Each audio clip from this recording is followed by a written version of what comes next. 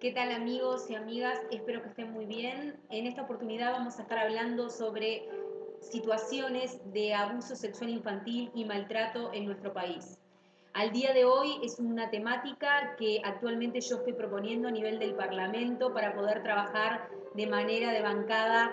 constante los 365 días del año de forma abierta como tema único de agenda a nivel nacional los 365 días del año. Es fundamental esta temática para poder ser abordada de manera interpartidaria, ya que es una temática que vincula circunstancias que hacen a los derechos humanos, que son importantes para todos nosotros, como es el hecho de la dignidad de todos nosotros como seres humanos y de nuestro derecho a ser felices, que también es un derecho humano para todos por igual. Por consiguiente, actualmente me encuentro proponiendo una modificación de leyes que tocan la temática de abuso sexual infantil en nuestro Código de Proceso Penal, con algunas variaciones que hay que hacer con el objetivo de poder actualizar esta circunstancia al día de hoy y poder aumentar de alguna manera las penas o rigidizarlas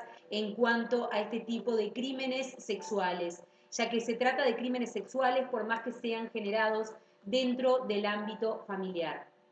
Por otra parte, comentarles y compartir con todos ustedes que impulsé y registré ya un Día Nacional contra el Abuso Sexual Infantil y los Crímenes Sexuales Intrafamiliares, que va a ser los 15 de noviembre. Actualmente ya está registrado como idea original y posteriormente vamos a dar seguimiento a todo el proceso parlamentario que hay que hacer para poder instalar este día. Este día va a tener como identificación diríamos, emblema, la cinta amarilla, que es el color para los abusos sexuales infantiles a nivel internacional, y la rosa blanca como símbolo de la pureza y de justamente la fuerza de vida infantil y adolescente. Dos elementos que totalmente se quitan y se arrancan cuando se cometen estos crímenes aberrantes como los abusos sexuales infantiles en el ámbito familiar o los crímenes sexuales dentro del ámbito familiar.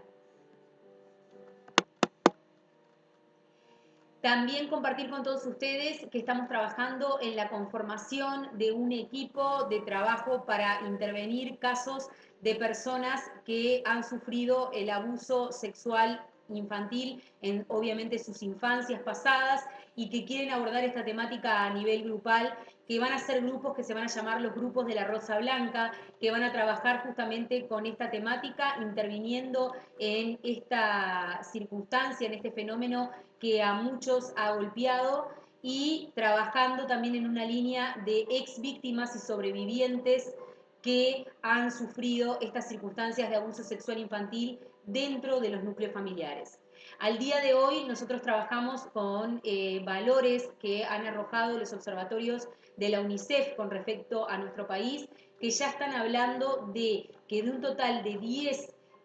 uruguayos, o sea, cada 10 uruguayos, 7 han sufrido violencia psicológica o física o abuso sexual infantil en sus respectivas infancias. Estos son valores de alarma a nivel de la UNICEF, a nivel internacional, con respecto al destrato que está recibiendo nuestra infancia y que ha recibido nuestra infancia. Como yo decía los otros días en una nota que me han realizado al respecto en cuanto a esta temática, se trata también de un problema que no solamente tiene que ver con la población infantil y adolescente, sino también con las poblaciones adultas, ya que las personas que han pasado por circunstancias de abuso sexual infantil o de maltrato en su infancia van a tener necesariamente secuelas en su adultez. Por consiguiente, también a nivel bioadministrativo es un problema que tiene que ver con la psicotraumatología y con la traumatología en términos generales, que atraviesa a todas las edades psicoevolutivas, no solamente a los niños y a los adolescentes que tienen la desgracia de sufrir estas circunstancias en su núcleo familiar. Por otra parte, también nombrarles que 13.000 niños se diagnostican con circunstancias de probable maltrato o abuso sexual infantil en puertas de entrada en ámbitos hospitalarios. el 61% de esta población ha sufrido maltrato físico y el 35% ha sufrido abuso sexual infantil constatado. El 59% hoy por hoy de las víctimas a nivel de nuestro país que sufren abuso sexual infantil y maltrato son niños menores de 5 años, lo cual es un elemento bastante alarmante que tenemos que tener en cuenta y que hay que comenzar a trabajar. Como siempre digo, es importantísimo el aporte técnico y profesional, la multidisciplina e interdisciplina profesional y técnica para poder abordar estas temáticas y el aporte que nosotros como profesionales de la salud y promotores de la salud podamos hacerle al gobierno, a la justicia y a las fuerzas policiales para poder especializar y tecnificar desde el punto de vista de la psicología criminal este tipo de circunstancias que también no escapan a la situación y a